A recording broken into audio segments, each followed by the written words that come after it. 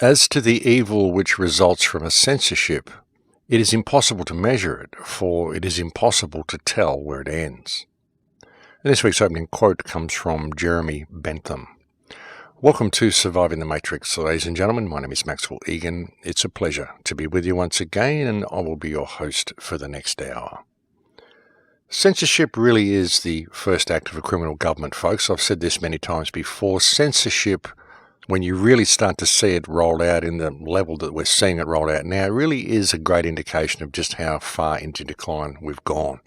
It really is. The government attempting to silence any voices just shows their own criminal activities are in danger of being exposed. That's what censorship's all about. Censorship isn't put in place to protect people from dangerous information. It's put in place because government finds the information that people are putting out to be dangerous to themselves, dangerous to their rule, dangerous to exposing their lives and exposing their criminal activities. And we're seeing it really ramped up. We're seeing it being brought in blanket across Australia, across social media. Our dear, delightful, sociopathic moron, banker's puppet Prime Minister ScoMo has decided it would be a wonderful thing to have blanket censorship across this country. How this sociopathic, demon-infested piece of excrement ever got to be Prime Minister really is a wonder. But there he is, the latest puppet in a long line of puppets. But seriously, had anyone ever even heard of this guy before he was suddenly appointed as the new CEO of Corporation Australia? I mean, nobody had ever heard of him. I'd never even heard of the guy before he was suddenly our supreme leader. I mean, how on earth did this happen? But anyway, what we are heading into, folks, is an absolute Orwellian nightmare. The level of censorship has been unprecedented. Interestingly, the last show that I put out, which was about censorship, was censored before it even got to go live. I mean, it wasn't just about censorship. I discussed Morgellons and a whole bunch of things, trying to find some way of unifying the people, getting people to put down all their stuff with each other. But one of the main focuses of this show was censorship, and there it was, censored before people even got to see it. And they'd done all the stuff that they normally do to these shows when they censor them. They still leave it there for you so you can view it, but no share option. You had to literally sign into YouTube to watch it. You had to give age verification to watch it. People who don't have YouTube accounts weren't able to watch it because a lot of my viewers actually don't have YouTube accounts. And they sent me emails saying they're just not able to even watch the video because they have to create a YouTube account to even see it. I'm actually surprised that they allowed comments and didn't disable comments the way they normally do, but they did make it so that you actually have to sign into Google in order to watch the video. And this is all part of Google's new tracking algorithms, folks, just so they can keep tabs on everyone. Google's now put out new information how they're going to be basically blocking anything they disagree with from now on. By the end of 2020, it should be all in place. If you are someone looking up information on the dangers of vaccines or anything, well, you're simply not going to find that information. It's going to be purged from your search results. And vaccines are really a controversial issue. There are many people out there who will say, well, that's good that they're blocking anti-vax material from Google because we don't need these anti-vaxxers ruining the herd immunization. This is programming. These people who really have no idea how to think properly, and many of them will say to you, oh no, I support vaccines because I did research vaccines and I support the government line. And I would suggest to you folks that these people are liars, because anybody who has actually researched vaccines could not, in any form of sanity at all, still be supporting vaccines. People who support vaccines, who say, oh yes, I've done the research, are saying that because they simply haven't done the research, because they're scared to do the research, because they don't want to realize just how much danger they're in and how much damage they've done to their children. But all of this stuff is being purged anyway, folks. We're getting to a point where you're not going to be able to find any information regarding vaccines. You're not going to be able to find any information regarding cancer cures, the fact that cancer is the most curable disease on earth, also the most profitable disease on earth. You're not going to find any of this information. It's all going to be purged from the internet. Well, it's going to be purged from your search results anyway. So if you want to get any real information regarding vaccines, regarding any of the stuff that you actually want to know about, you're not going to be able to do it through Google, and you're not even going to be able to do it through Google Chrome. If you're using the Google Chrome browser, the browser itself is going to be blocking these websites by default as soon as you search for them. They're just not going to come up in the results. So it isn't just the Google search engine. it's also the browser. And if you actually do manage to even get to the site, you'll find that if you're using Google Chrome, you'll get a message saying the site is unsafe or whatever. It simply won't load. So Google is fast declining into a majorly fascist organism, and we knew it was bad to begin with. But with the data it's been collecting on everyone, Google really is a terribly evil organization run by terribly evil people, and I think that people should boycott Google as much as they possibly can, use other search engines, use other browsers, and just don't give this ridiculously corrupt organization, this ridiculously controlling and malevolent organization, any of your personal details, because Google will only use these details against you. And it's basically becoming the ministry of truth on the internet, and we don't really want that, and we don't need that. What it's all about is curtailing the human experience, because that's what censorship does. You know, censorship is a way of quelling the rise of genius, quelling the rise of any new ideas. It's a way of completely controlling the human experience so that nobody ever thinks anything, and nobody's allowed to think anything, nobody's ever allowed to say anything, and it really creates a situation that the ruling scumbags will be able to maintain their power for generation after generation, and that's really what it's all about.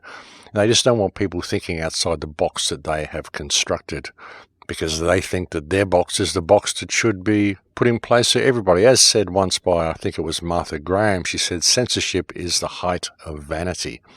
And it really is, folks. These incredibly vain, egotistical people who think they can control what other people should or should not think and should not say.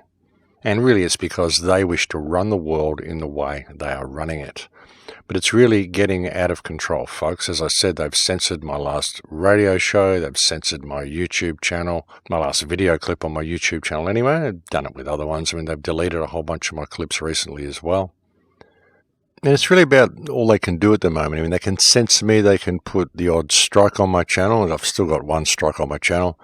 But it's difficult for them to really just blatantly shut me down because I've never partnered with them. I've never monetized my YouTube channel, so I'm not subject to all of the advertising rules, which is what they normally use to shut people down, which has been kind of a good thing in a way. I mean, it's allowed me to get as far as I have gotten, but I really can't see it lasting. I think that the channel is going to be hit sometime soon.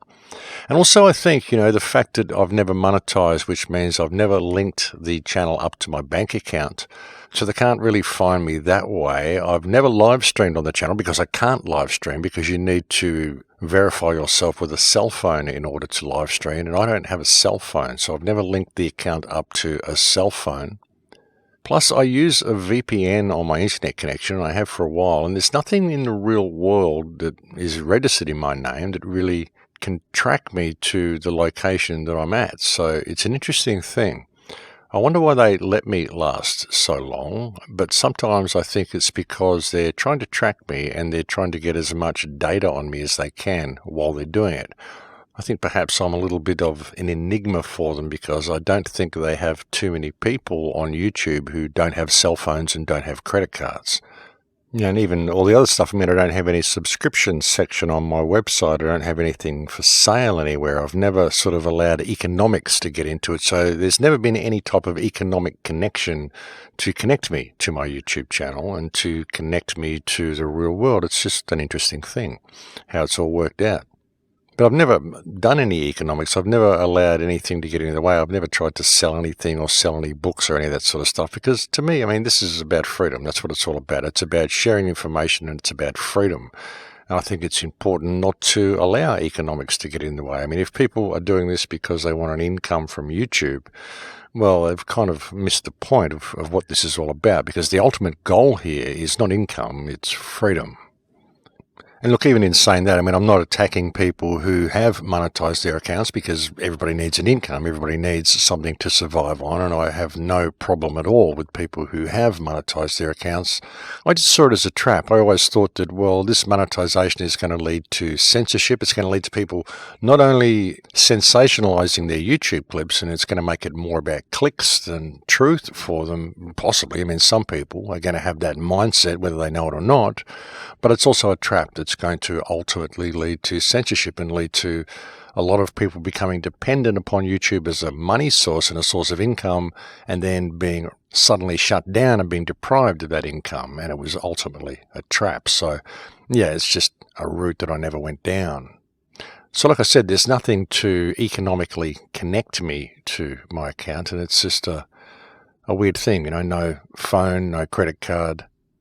So yeah, I think I'm maybe a little bit of an enigma to them.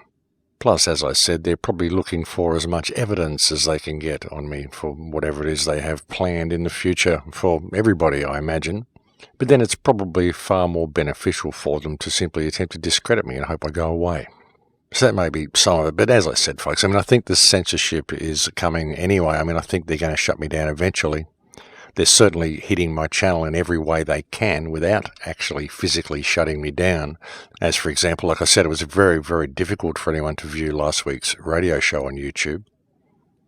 I've also been receiving emails from people telling me they need to use a VPN to access my page.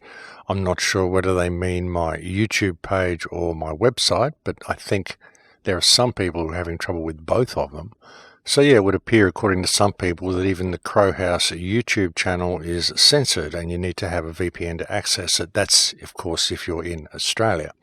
And so the censorship is really getting through the roof. It's really been taken to ridiculous degrees in this country. And this is what the main focus of the G20 summit was about, as far as our Prime Minister goes anyway. And of course, all riding off the back of Christchurch, as we knew it would be, as we predicted it would be.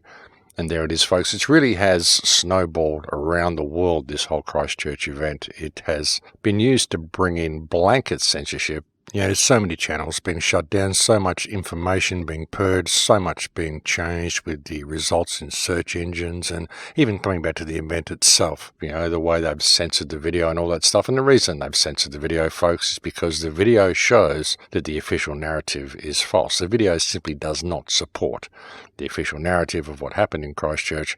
That's why they've censored it, and that's why they are going hell for leather now to bring in blanket censorship everywhere they can, because they really do not want this type of information getting out to people.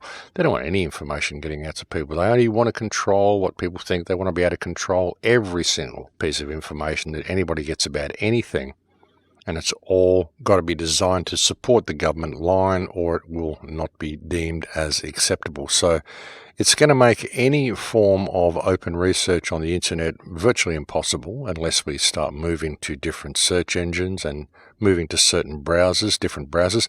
I've noticed I can't use Firefox on my computer anymore. For the last 2 weeks, 10 days to 2 weeks, it's been completely unable to load anything. No images, no graphics. It's like the whole browser has completely crashed and become dysfunctional. No matter how many times I clear my cache out, reinstall the browser, everything I try, it just remains unusable. I'm kind of forced to use Google Chrome or Edge browser, which I really don't like using either of them. So I have to start looking for other browsers to use. But this is the way it seems to be going, folks. They're just kind of squeezing everybody out of everything. I've been getting a lot of emails from people who are unable to download my podcasts from iTunes as well. This seems to be a problem that's happening just with my podcasts on iTunes. I'm not sure what the problem is. I'm not the one who actually set up the iTunes account. I have no idea how iTunes works. I don't have an iPhone. I don't have a Mac. I don't use iTunes for anything. I don't like the way it takes over your computer. I tried using it once and it tried to claim all my original songs and put copyrights on them and tell me that I couldn't transfer my own songs to other devices. And so I kind of uninstalled that one pretty quickly and got rid of iTunes because I don't do authority very well. So I'm not really sure what's happening with that, but I've contacted the person who set up the account and they are looking into it when they get some time to do so. So hopefully that will be rectified as soon as possible. But for those people who don't worry about the videos and haven't got the bandwidth for the videos and haven't got the data for the videos and just like to download the audio and listen to that, then even if the podcasts are not available, please do remember that every show is available as an MP3 from the radio archives on my website, thecrowhouse.com. You can just go there, go to thecrowhouse.com, click the face to enter, click radio archives, and where you see podcast for the show, you can just right-click that and download the MP3 onto your device and play it on any MP3 player. So yeah, that's a way around that if the iTunes link is not working for you at the moment. And like I said, I'm doing what I can to get that rectified as quickly as possible. So just please bear with me on that one. And in fact, I received an email indicating that he's already actually had a look at it. So you never know, it could even be working. I mean, if it's not, then it's not, but you never know. If you go and try it today, you might find that it's fixed and it's all working again. I don't know because, as I said, I don't have iTunes, so I can't really go and check it. And who knows, folks? I mean, it could be a problem with the way the uploads are configured, or it could be something that Google has done themselves because, as I said, Google is really getting quite out of control with its censorship. It really is taking things over to the extreme. You know, I just tend to avoid Google as much as I can, as I said, because I don't do authority. This is why I don't like cell phones and smartphones as well, because most of these things require you to have a Google account in order to use an Android phone. I mean, what's that about? You've got to have a Google account just to use the phone? I mean, no, it doesn't really appeal to me at all. That seems like authority stepping into places where it just has no right to be at all. You know, and what's the reason for this? What, to keep society safe? Oh, yes, we need to keep society safe because we need to know who every cell phone belongs to, because the cell phone may be used to trigger a bomb somewhere, may be used for terrorism. Of course, this is what people think because they see this sort of stuff on the movies, and, you know, the government sets off a few of these things around the place to create the scenario whereby, oh, these are now dangerous potential terrorist devices, and so we need to have everybody tracked with everything they do. It's just, like I said, folks, authority stepping into places it has no right to be. You need a Google account to make a phone call. I mean, that is just ridiculous. And not doing authority very well is another reason why I never use my Gmail accounts. You know, I was forced to open a Gmail account in order to keep my YouTube account. You know, when Google and YouTube merged together, I was forced to open a Gmail account. So I opened the Gmail account so that I could keep my YouTube account, and I've never ever been back to even check the mailbox even once since I opened the account, which must have been 3 or 4 years ago. I've never gone back there, never checked any email, never got one message through my Gmail. I simply don't use it because I was forced to open the account. So I figure, well, the powers that believe they be obviously want me to have a Gmail account because they want to read all my emails. So I guess the best thing I can do is not use Gmail simply because I'm being forced to use Gmail. So, of course, I shouldn't use Gmail for anything. It's the same with iTunes. It's the same with all this stuff, folks. If they're forcing you in a certain direction and making it impossible for you to go any other direction and forcing you to use certain applications and certain browsers and certain programs and certain email accounts, then the first thing you should do is find other ones and not use the ones that they're forcing you to use. Because if they're forcing you to do something, it's not because it benefits you, it's because it benefits them. So that's always a good rule of thumb, folks. If they're forcing you to do something, you need to do the opposite. And it really is coming in everywhere, folks, this dystopian future, this level of censorship and this basic cleaning up of dissenters, the sweeping aside of dissenters, kind of shunting them off into the corner and putting them in a dark room out the back somewhere where no one notices them. That's what's kind of happening, folks. You know, as I've said before, the revolution will not be televised, and neither will the disappearances be televised. People will simply be squeezed out of society. And they're finding ways of doing this. I mean, we can see the censorship going through the roof here in Australia off the back of Christchurch, everything they're doing, and in England off the back of this same event. They brought in a ridiculous amount of new laws in the UK. And as I said a few shows ago, it's far more difficult for them to lock the people of the United States down, because in the United States, so many of the citizens are armed. And they've been doing this with the weed laws, and I've been clarified on some of the weed laws. Apparently weed isn't legal in all states, and it's kind of different in a lot of states around the United States. The relation to weed, the relation to firearm ownership and all of this sort of stuff. But it's a few states where they've linked it up together, and you're not able to own firearms if you smoke weed, or if you're a registered weed user. Anyway, this could be for medical weed. I mean, I don't know. As I said, it's kind of confusing what they've got there. But you can see how this can be tied in with the other legislation I mentioned a few weeks ago, Bill HR 838, which is the Terrorism Assessment, Prevention and Safety Act, which is essentially pre-crime. And writing on the back of that, you can see another bill that's been brought in. I think it's been brought in California, but I could be wrong. It could be somewhere different. But it's Bill AB 262, which has been brought in by the Senate Committee on Health.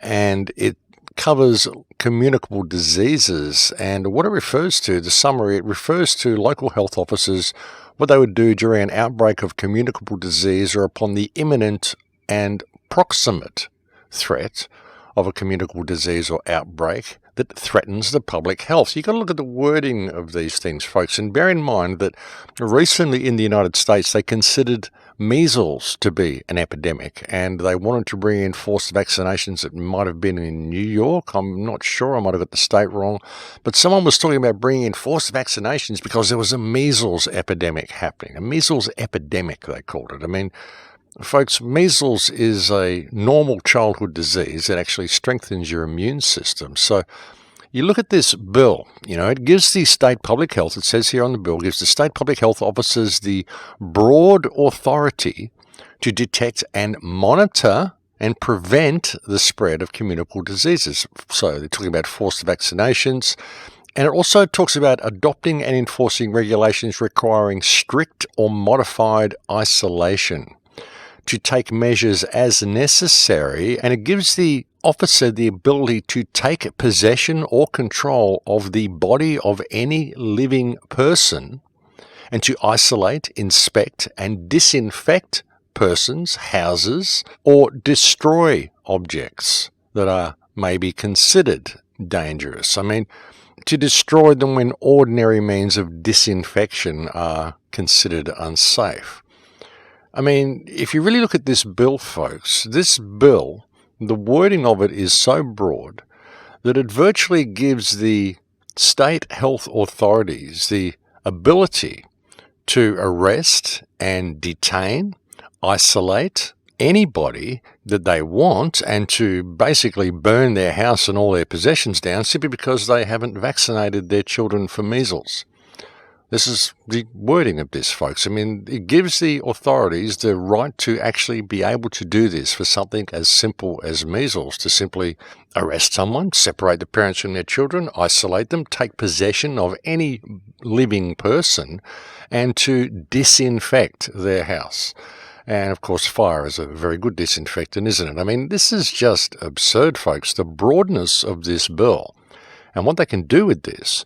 So couple this with the legalization of weed, the gun legislation that's tying in with that in some states, and then bring in Bill HR 838, the Terrorist Assessment, Prevention and Safety Act, and tie that in with this new one, Bill AB 262, and you've got a pretty neat package here that you can just about detain anybody that you want to. In some states, you can detain anybody who owns a gun simply because they smoke weed. You can detain anybody that you perceive may be a threat, or anybody who is capable of committing an act of violence, which is essentially anybody with a pair of hands. And you can do this simply because you don't like their posts on Facebook. And you can also arrest someone and isolate them from their family and burn their house down simply because they're an anti-vaxxer. They're a vaccine activist, or perhaps they're someone who hasn't vaccinated their children for measles. I mean, this is extremely dangerous legislation that's being rolled out right under everybody's noses while everyone thinks Trump's in there batting for them, while people are distracted with all of the other stuff that's going on. This is the type of legislation that is rolling out, folks, and this is what they're doing in the United States. So if you think that this censorship isn't coming to you in the United States, well, it already is. And it's happening in very insidious ways. They're doing it through legislation and bills and safety acts and health acts and all of this sort of stuff, just so they can slip in the back door while people aren't noticing. So it's pretty important that people pay attention to what's going on here. It really is, and it's pretty important that people attempt to create some sort of unity with the people around them. As I've said for so many years, folks, peaceful non-compliance, if we simply walk away from this system en masse, step back into natural law and realize that we're supporting our own slavery here. And all we're doing with every move that we do that this system demands we do is stepping outside our moral compass to do it. If we put all that back into play and we bring morals back into play, we bring our moral compass back into play, bring natural law back into play, and simply stop complying with our own slavery, we can step away from this system en masse and we could change the world in a day. That is the frustration of all of this, seeing all of this in place and even, seeing it rolled out and people wanting to address it. They're going down legal means and petitions and bills and legal action and all that sort of stuff, which is all great. Sure, let's do it because we need to throw as many spanners in the works as possible. And taking all this type of legal action definitely does help awaken other people who think that that world is real and they only really understand legalities and all of this social construct. So that's a method that needs to be employed as well. But, stepping back and really looking at it, just encouraging people to step away from the system is the most beneficial thing we could ever do and will have more results than any type of legal action we could ever implement. We've got so much evidence now that the governments are just so full of crap. They really are. All these people, they're just liars, folks. All of these governments are liars, and so much of it is theatre. All of this international tension and all this stuff, so much of it is theatrics, folks. Trump going into North Korea and making peace with North Korea the other day. I mean, North Korea has been a CIA operation the whole time. The whole place was set up by the CIA. It's been run as a little pet enemy of the United States simply so they can bring in legislation and mount their theatre wars and have this terrible threat that they need to be there so they can do all the stuff that they do. I mean, have a look at the history of Korea. Have a look at the Korean War. Have a look at what it was before the Korean War, and have a look at what it's been since the Korean War. Have a look at the CIA influence in the country, and you realize that all this is theatrics. It's just a puppet show, the whole thing. Kim Jong-un was never any type of threat to the United States, and he still isn't any type of threat to the United States. The whole thing is a CIA operation. That's all North Korea's ever been about. Theatre for the masses, folks, pet enemies and pet distractions and pet wars that they need just to keep people from paying attention to what's actually happening on the ground where they live. And really, that's where the focus needs to be put. I mean, a lot of people just don't see this. They just don't see what's happening right beneath their feet. And it's rolling out pretty quickly, folks. And there's so much theatre now to distract us away from this, and so many attempts to keep us tied up in infighting. Put it all down, folks, and look at what's happening, because if we stand together as one strong voice, we can stop this and we can change it. We can change the direction that we're going. But if we continue to focus on infighting and trying to hack each other down and see who can be the top dog on the pile of conspiracy theorists or whatever it is that we have degraded into being, when really we should be truth and freedom activists, I mean, if that's our focus, then we're never going to get anywhere, folks, because the system that's rolling out now is going to be pretty difficult to escape from once it's in place. We're going to be so locked out of the internet anyway. It's going to be very difficult to even get this type of information to anybody soon. So it's important that we pay attention now and we get ourselves into action now. Get out there in the real world. Get offline, get in the real world, and actually get out there and do things and help reach people, reach your neighbours. Just reach out to people, folks. That could make all the difference. It really could. But folks, I think we've reached break time here, so I'll have to leave it there for now, and we're going to have a break. Thank you for joining me on there today. It's always a pleasure to have your company, and I'll be back to speak to you again in a few minutes. Thanks for listening. And welcome back to the show, ladies and gentlemen. Yes, so, with this whole surveillance system that's rolling out, 5G, and everything that we're facing, a lot of other reports I've been getting in emails is that people have been having a great deal of success in addressing the surveillance aspects of it, the social crediting system, pointing out to people what's happening in China, what it's really about, and how this monitoring system, as I mentioned a show or two ago, which has all been rolled out by BAE Systems, this whole monitoring system is coming into play in all of our countries. This is what is happening right now. Real-time data being collected on people in real time, facial recognition everywhere, and gradually moving us into a cashless grid. And the cashless grid is eventually going to end up in a situation where there's no banks, there's no even need for a legal system, because it's all going to be taken care of by algorithms. You're going to get behavioral points. You'll get behavioral credits, social credits, based on what you act like in society, how you behave in society, how you treat people. And the thing is with this, it all sounds good on the surface when looked at that way. But when you realize that the parameters that are being set up, which determine what good is, are being set up by the criminal caste masquerading as government, it becomes very, very dystopian. But once people really start to understand how this works and how there's going to be virtual fences set up and how it's not really going to matter how much money you've got in the bank or how much cryptocurrency you've got or any of this sort of stuff, none of this is going to be relevant at all in the system, because it won't matter how much money you've got, because your purchasing power is going to be determined upon your social credit points, on your behavioral score. So that's really what is the relevant part. You could have billions of dollars in the bank, but if you're not able to buy a plane ticket simply because you jaywalked a couple of days before, and you've jaywalked too many times and now you're down on social credit scores, well, it's not going to matter. The only way you're going to be able to get those points back is to perform some sort of an act of bribery, like go and make substantial donations to government-sponsored charities or to go and do volunteer work. And eventually, when you look at this and you think about how it works and ties in with volunteer work and all of this sort of stuff, and it's all based on behavioral scores and social credit scores, and there's no real need for banking. Well, as the system becomes more and more automated, we're going to be all issued with a universal basic income. And that universal basic income will be based on social credit scores. It'll all be 1,000 points. You'll get 1,000 points to start with, and then you will go up and down according to how you behave, which will be judged according to government parameters and government guidelines. And not even government in its normal sense, because it won't be people setting up the guidelines. It will be algorithms. It will be AI setting up the guidelines.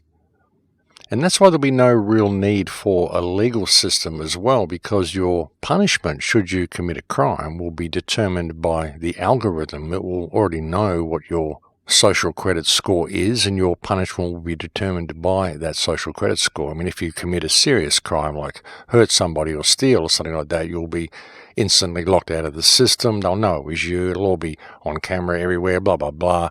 You'll get locked out of the system, and so you'll instantly become an undesirable. You get picked up by security cameras. They come and get you, lock you in the smart prison, and that's great for catching criminals. Sounds wonderful again. And this is the way it will be presented to society. See how safe we can keep you with this system. But when you start applying it to dissenters, you start applying it to people who think outside the box on Facebook, people who have been attempting to alert others to the dangers of vaccinations, people who discover government corruption, such as we've recently seen in the ABC, what they did when they raided the ABC offices. All of these sorts of people, YouTubers who speak out against the system, people who speak out against Israel, people who question anything the government does at all, will be identified, and they will be ostracized by the loss of social credit points. It'll get to the point that you post something on Facebook that is against what the government says, and you'll lose social credit points simply for making that post. You'll do a post on Facebook, and then you'll go somewhere to buy a train ticket or a plane ticket and find that you're not qualified for the plane ticket because of a post you put on Facebook a couple of months ago, and you didn't even know you'd been penalized for it. And then, of course, if you get penalized too much and you lose too many social credit points, it'll be the way it is in China. You'll be taken away to a vocation center for re-education, which is essentially taken to a concentration camp and trained to think the way the government wants you to think, or they won't release you. This is the potential of this system. This is where we're going. And so it's pretty important that people wake up to it. And, again, you look at all this that I've just outlined for you with that, and then couple that with what I mentioned before with Bill HR 838 and with Bill AB 262.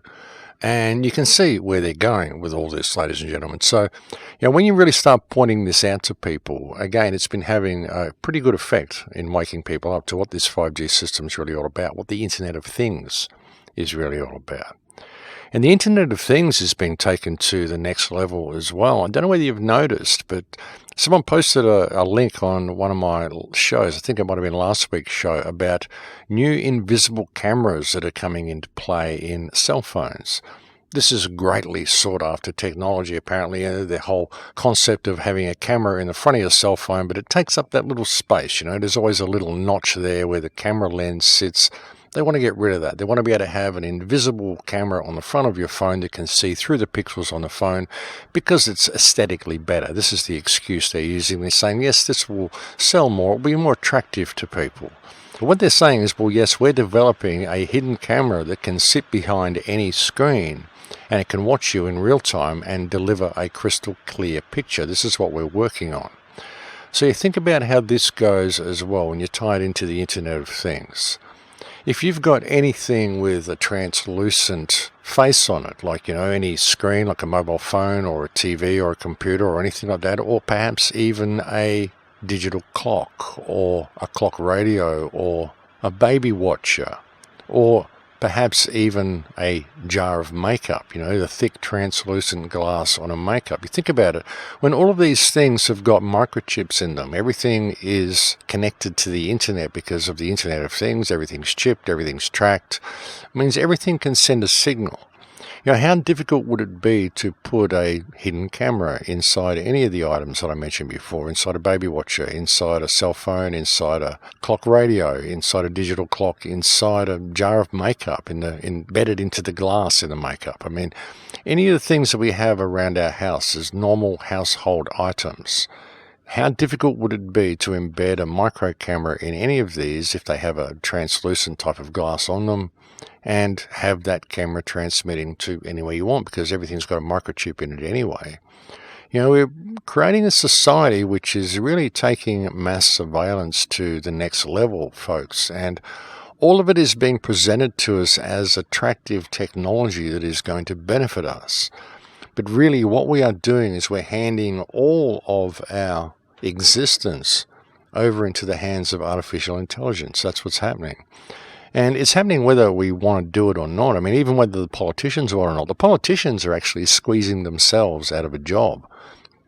I think there was an Australian congresswoman recently, I think, was actually talking about the fact that state governments are actually squeezing themselves out of existence because in the system that's coming, all we're going to really need are local councils to manage things on the ground in the local area and the federal government. We're not even going to need state governments to get in the way because it's all going to be run by one big system, and the whole thing is going to be governed by AI. The whole thing is going to be governed by social credits and behavior scores. And as I said, in that sort of a system, it doesn't matter how much money you've got. If you can't spend it, then you can't spend it.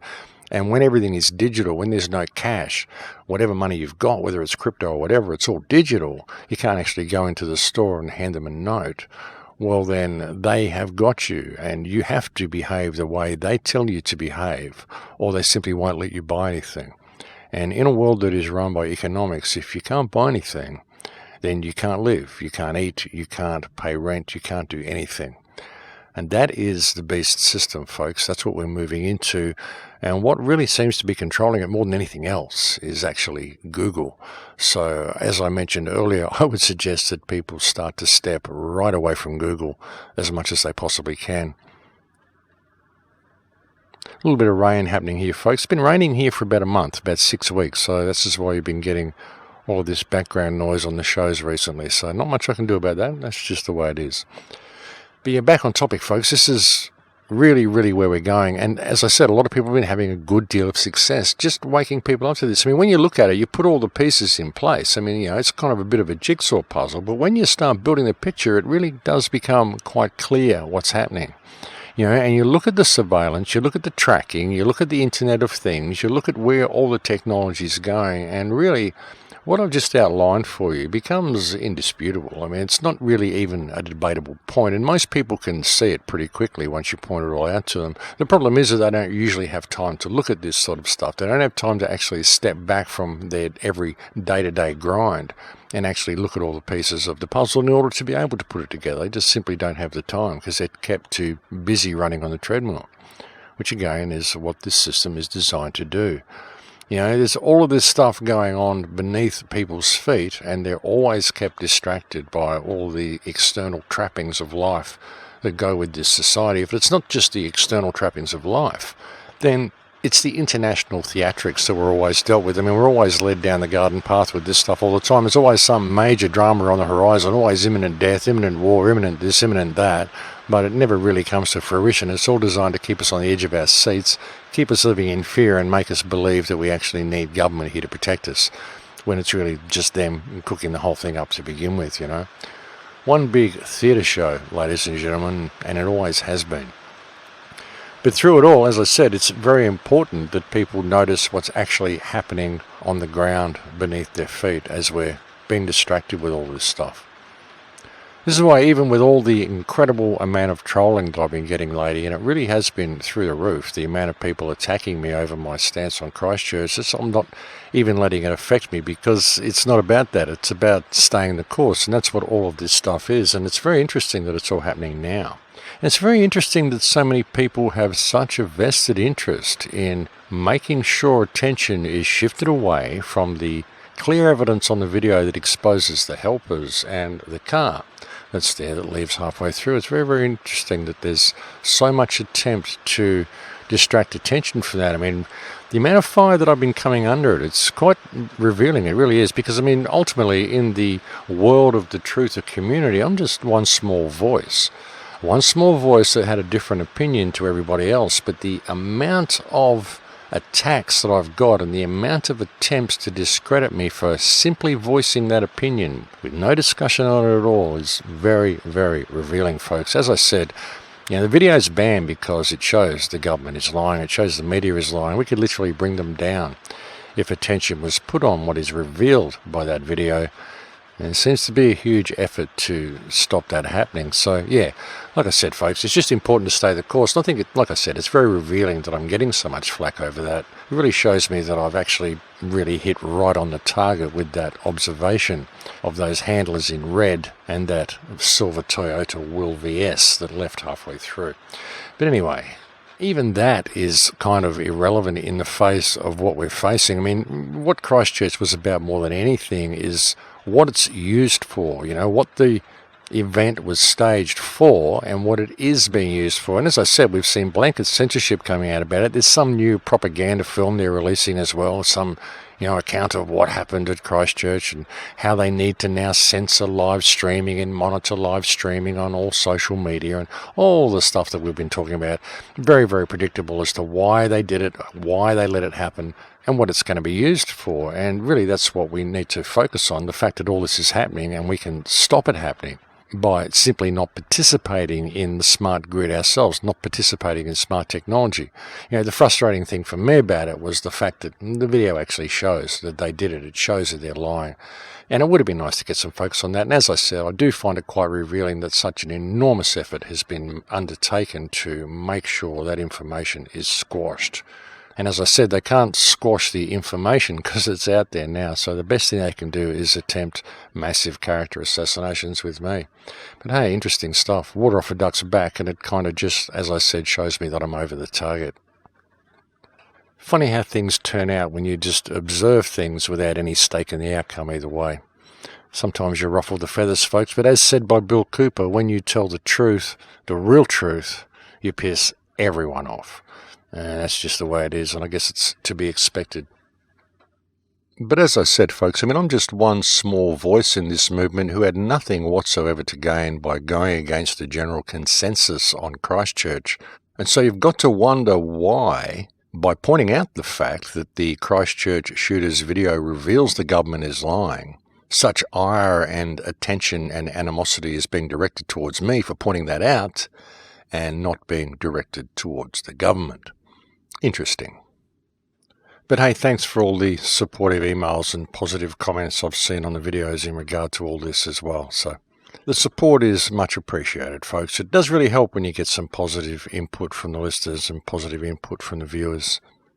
You know, and ultimately it's you guys that have kept me going anyway. I mean, the comments are great, and I do read all the comments. Sometimes I don't get to reply to them. I get to actually give you a little heart now so that you know I've read your comment and I dig what you say. So that's nice that YouTube has put that there. And that really is, as I said, one of the main things that keeps me going, folks, is all the positive comments that I've received over so many years of doing this on YouTube. It really has been you guys and the energy that you've put into such kind things that you've said that has really been some of the major food that I've used to continue this effort. So thanks for all those comments, and thank you again to all the people from New Zealand who continue to write to me about this event as well. There is a lot of people in New Zealand that are continuing to follow through and research this, so that's good to see. And there's a lot of action in New Zealand, and a lot of action being taken all around the world, actually, to combat this whole smart grid. And a lot of people are getting it. We've seen, I think it was Louisiana, have made a huge stand against 5G. We've seen protests here all around Australia. A lot of people are speaking out about it, and there's a lot of action groups forming on the ground all over the world to combat this. So it's a good thing to see. It's a good thing to see. But as I said, don't just focus on the health aspects. Make sure people are aware of the surveillance aspects as well, because this is really having a great deal of success with people. But of course, the health aspects are very concerning as well. Recently, there was a 5G test done at Glastonbury. The poor people who spent £315 on a ticket to go to the concert at Glastonbury, the festival at Glastonbury, found themselves subject to 5G testing, 5G experimentation. Many people were reported to be leaving the concert grounds with nosebleeds and all the symptoms of radiation poisoning. This is the British government experimenting on their people. I mean, this is an assault that was just carried out against the people. All the people who ran the experiment, I mean, really, they should be arrested for what they just did to the population. They should be arrested. They should be charged with assault. They should be put in jail. All the politicians that supported this and the telco companies that rolled it out, absolutely disgusting they would do that. And apparently they were taking the frequencies up as far as 60 gigahertz. I mean, ridiculous frequencies, much, much higher than what the recommended frequencies for 5G transmissions are, and just very, very bad stuff, folks. So we're seeing all of the dangers of this that we've been warning about for so long, all being confirmed with the experiments the government is running and the telco companies are running. So there is a lot of attention being brought to this, and it's a really good thing to see. But keep it up, folks. I mean, don't back down. Realize that this is an assault, and you don't have to put up with it. You can stand up and say something about this. And, it's got to the point that if they're just going to roll these towers out, well, there needs to be some sort of a concerted effort to just go and pull them down. Because, it's an assault. What do? It's a quiet assault. If people are putting weapons around you and pointing guns at you, you go and turn them in the other direction. You pull them down. And that's what these things are. So it's really getting to that point. If the government is going to legislate that they're going to do this anyway, then the people have to realize that what they're doing is sitting there and passively allowing themselves to be assaulted by people, and they need to defend themselves. They really do. And any pulling of these towers down and any destruction of 5G technology, really, it's a matter of self-defense. We don't want this stuff. It doesn't support us. It doesn't help us. Only people it supports are the criminals running this place, and we don't need to be giving them any more support. So it's really time we called it for what it is, folks. How far do we allow ourselves to be pushed until we start pushing back, and at what point does it become self-defense? That's the question. And anything we do against the government really is self-defense, folks, because these people have been pushing us and pushing us and pushing us for generation upon generation. And it's about time we pushed back and said enough is enough. It really is. And this 5G thing, this is the last straw. This is really the end game for these people. The smart grid is the new world order, as I've said to people so many times. And it's imperative that people pay attention to this. And as I said, start pushing back, folks. If you don't start pushing back, then perhaps your children will want to push back. And it's going to be so much more difficult for them to push back when they grow up. They're not even going to have the ability to do so. So if people who are aware of this situation do not take the matter in hand now and stop this, then the future we're allowing to be constructed for our children is going to be an incredible dystopia, and they're not going to have any way out of that prison, and it's all going to be due to our negligence on the ground today. So that's where the action needs to be mounted, folks. That's where the attention needs to be. And as I've said so many times, one of the most important things you can do is share information with people. Help people become aware of what is actually happening around us. It's so important that people do this. That is the best action anybody can take, because once enough people become aware of it, we can simply step away from the system. As I've said, non-compliance, folks, we could step away from this whole thing in a day, and we could change the world in a day, non-violently, peacefully, respectfully. All we have to do is change our perspective and say, hey, we don't want to do this anymore. We've realized that we're all just people here, and that you guys in the situations of government, I mean, you're not there to rule us. You're there to manage things on our behalf. You're doing a god-awful job, and so we've decided to call it. And that's what we need to do, folks. As soon as we do that, we will change the world in a day. It's just getting the information to people so they can see the necessity of making this stand while we are still able to.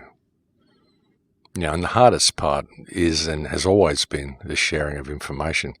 Too much division, too much animosity, the so-called truth movement. It's not a truth movement, it's a popularity contest, and that's really not what it's about, folks. What it's about is freedom. And our freedoms are truly vanishing very, very quickly. There's actually a report I saw put out by Vice News. An undercover team went into China. The report was called China's Vanishing Muslims, undercover in the most dystopian place in the world. I really recommend that you go and look at that, and if you're watching this on YouTube, I'll be sure to put a link in the description below. And irrespective of what you think about Muslims, folks, it's the fact that this is a group of people that are being targeted, and the way they are being targeted, and the level of surveillance and control that the citizens are under in China is really quite freakish. This is not a place that anybody would want to live, and this is what is coming to all of our countries if we don't put down all this stuff with each other. Stop wanting to be right on all of these issues, stop trying to hack each other down, and don't get some focus on what this smart grid is. If we keep viewing this as a popularity contest and about who has the latest scoop or whatever, or who can climb to the top of the pile, we fail to get a focus on what is actually happening around us and what this control grid is going to be, and we fail to take the necessary steps to step away from this grid before it comes online, then all hope of human freedom is going to be lost. And it's imperative that we get this focus, ladies and gentlemen. It really is. So whatever you're doing out there, put your stuff down. All you people out there trolling me because I think different to you about Christchurch, and the first action you've got is to scream, government agent, because he doesn't think it's all fake. Well, I don't have any stake in knowing whether it's real or fake, or believing whether it's real or fake. It doesn't matter to me either way. I don't care. I don't have any position to defend on it. My whole thing with it was asking why the claims were being made, because they were not supported by the video. And what that caused me to do was look at the video deeper, and that caused me to see the people in red and the extra handlers and see all the reasons why that video was banned. And all the people who think that by naming that makes me a government agent, you're idiots. You're programmed fools, and you're doing exactly what the government wants you to do. Because what is important about that video is the results of that video. What's important about all of this is freedom. And that's what the focus needs to be. So get a grip, people. This whole grid is coming out now. It's all rolling out now. It's coming to our country. It's coming to a town near you right now. And if you fail to get a grip on this, then you are helping build your own prison. And if you're continuing to use your cell phone for all these things, and use your cell phone to log into this and log into that, and you're continuing to shop with credit cards and do all of this smart stuff and use all of this smart technology, then you are part of the problem. It's as simple as that. You've got to stop supporting the system, because by supporting it, you're supporting your own slavery. And this is not a popularity contest. And it doesn't matter who's right on anything. What matters is freedom, and that needs to be the focus. But folks, we've now reached that time again where it's the end of the show. We've completely run out of time. Thank you to all of the people who send me so many kind emails and so many kind words. Thank you to all the wonderful people who support me on Patreon. As I've said, I couldn't do this without your support. I couldn't continue this work without your support. As I've mentioned before, I'm going to be speaking at the Paradigm Shift Summit on the Gold Coast in mid-August. You'll find a banner to that on my website. I'm also going to be speaking at Anarchadelphia in Philadelphia in September. And I'll be speaking at Acapulco in February next year. Next year is probably going to be the last year that I do any touring, folks, I think. I'm sort of thinking that way. I mean, not guaranteed, but I'm kind of thinking that 2020 may be the last year that I actually go out traveling and doing all these gigs around the world. So whatever gigs I do book next year, there'll probably be AV11 and a couple of things, but whatever it is, that will probably be the last chance you get to come and say hi if you ever wanted to do that. I mean, there's a chance I may go down and hang in the jungle for a little while, or do something else and, not particularly stay in Australia for the rest of my life, but I just don't know about all the touring around and doing all these speaking dates and all that sort of stuff. I'm just getting a little too long in the tooth for it, folks. It kind of takes a little bit more of a toll on me than it did when I was younger, when I was a musician and traveling around. So it may be the last year. 2020 may be the last year that I actually book any gigs. Just, like I said, not guaranteeing it, but just see how we go. Something else I really want to do, folks, is I really want to complete these films. The film that I started making on the Amazon, I got hacked 3 or 4 months ago, and I lost so much data. I lost like 3, 4, 5 years work, and it was really quite depressing for a while. But that's something else that I would like to get into. I really want to make this film about the Amazon that I've been trying to make for so many years, and I'd like to put a little bit of focus in that as well. It's very difficult to do when I'm touring and doing the radio shows. But as I said, folks, I will be booking some gigs for next year. So if you would like to come and say hello, 2020 might be the last chance you get to do it. We'll just see how we go.